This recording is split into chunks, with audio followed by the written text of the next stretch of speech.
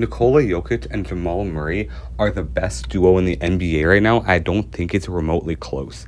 And this is not purely skill-based, but also just how well they work together and how well they come up clutch in big, crucial moments in playoff games and in big games in general.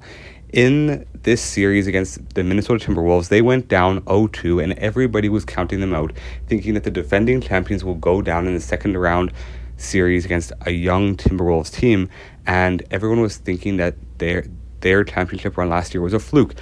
But this team has been resilient enough to fight back and win 3 consecutive games, and this has been on the back of Jamal Murray and Nikola Jokic. And in this game 5, where they beat the Minnesota Timberwolves by 15 points, 112-97, and absolutely blew them out of the water in the second half, this duo combined for 56 points and 17 assists. And while Jamal Murray only had 16 points in this game, he shot the ball efficiently, going 7 for 14 and didn't take a single three-pointer, and had one of his most efficient games of this entire playoffs.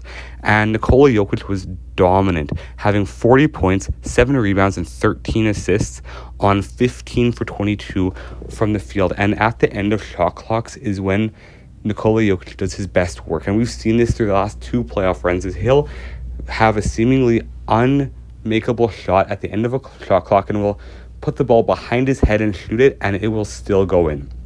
This duo is also so dangerous because both of them can have a big game at any time. Nikola Jokic is obviously their star. He's had 3 MVPs in the last 4 years and will continue to come up clutch for them time after time. And you can expect at least a 30-point, 7 rebounds, 7 assist game. And oftentimes they'll have a triple-double or a close to triple-double from him. But Jamal Murray will also come through clutch in a lot of these big games, and we've seen even in last year's playoffs when they won the championship where both of them have had 30-point triple doubles, and they're the only teammates in finals history to ever do that. And this duo has just been so impressive. And I also have to give a huge shout out to the rest of this Denver Nuggets team, because they have come in extremely clutch throughout this playoffs. And Aaron Gordon was the guy that came in very big for this Nuggets team in this game. In 33 minutes, he had a double-double and as well as 5 assists. He was 7 for 14 from the field and had 18 points, 10 rebounds, and 5 assists, which is a very good stat line for a third option as a player. And one other thing I like about Jamal Murray's game, and him and Jokic together especially, is how willing they are to defer to the role players around them. Jamal Murray only took 14 shots today, and he realized that Aaron Gordon was having a good game, so he was willing to feed Aaron Gordon. Actually, Jamal Murray and Aaron Gordon shot the exact same from the field in 7 for 14, and Jamal Murray is willing to share the love around to other players who are having good games.